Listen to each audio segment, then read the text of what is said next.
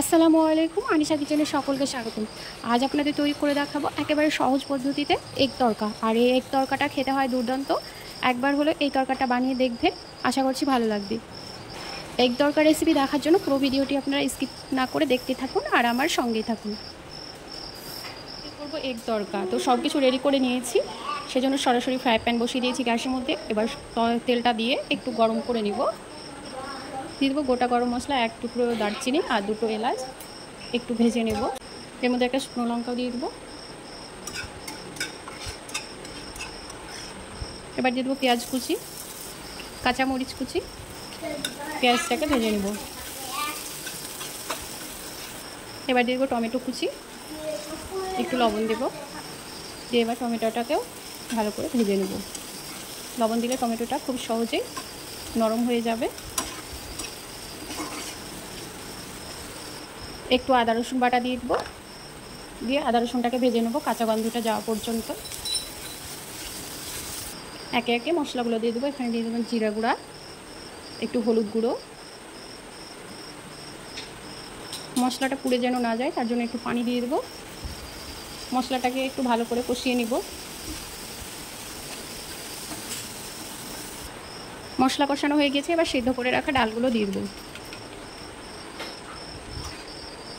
মশলার সঙ্গে ডালটাকে ভালো করে একটু রান্না করে নেব।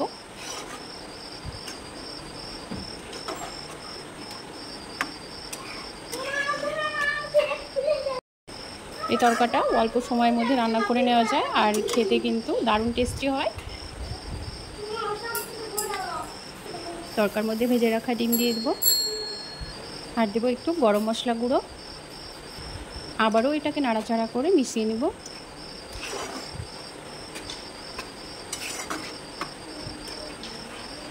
আমি তো লবণ দিতে ভুলেই গিয়েছি, তো মনে পড়লো সেইমাত্র এখানে লবণটা দিয়ে দিলাম। আবারও এটাকে নাড়াচাড়া করে একটু টেস্ট করে দেখিয়ে নেব যে লবণটা ঠিক আছে কি না।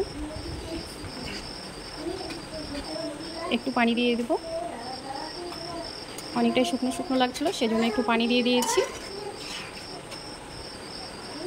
উপর দিয়ে এবার দিয়ে দেবো ধনে পাতা কুচি।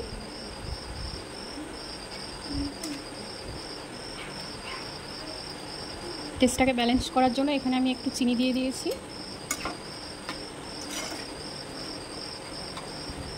এবার একটা সাইডে এটাকে রেখে আমি তরকার জন্য একটা স্পেশাল মশলা তৈরি করে নেব। একটা প্যানের মধ্যে আমি 1 চামচ ঘি দিয়ে দেবো। ঘিটাকে একটু গলিয়ে নেব। এর সাথে একটু সরিষার তেল দিয়ে দেবো। চাইলে আপনারা ঘিয়ের সাথে একটু বাটা দিতে পারেন, যেহেতু বাটা শেষ হয়ে গিয়েছে সেজন্য তেল দিয়ে নিলাম। এবার দিয়ে দেবো রসুন কুচি, একটু কাঁচা লঙ্কা কুচি, দিয়ে দেবো একটু লাল লঙ্কার গুঁড়ো আর দেবো কাসুরি মেথি। এবার একটু এটাকে নাড়াচাড়া করে মিশিয়ে নেব আর একটু ভেজে নেব। খুব সুন্দর একটা ঘ্রাণ পাওয়া যাবে। সেই মুহূর্তে এটাকে নামিয়ে তরকার মধ্যে ঢেলে দেব। এটা কিন্তু ভাজা হয়ে গেছে, খুব বেশি ভাজা যাবে না, নয়তো ঘ্রাণটা নষ্ট হয়ে যাবে। এবার আমি তরকার মধ্যে দিয়ে দেব। এবার নাড়াচাড়া করে মিশিয়ে নেব। খুব সহজেই তৈরি হয়ে গেল এগ তরকা। আর এই তরকাটা রুটি পরোটা সব কিছুর সঙ্গে খাওয়া যাবে।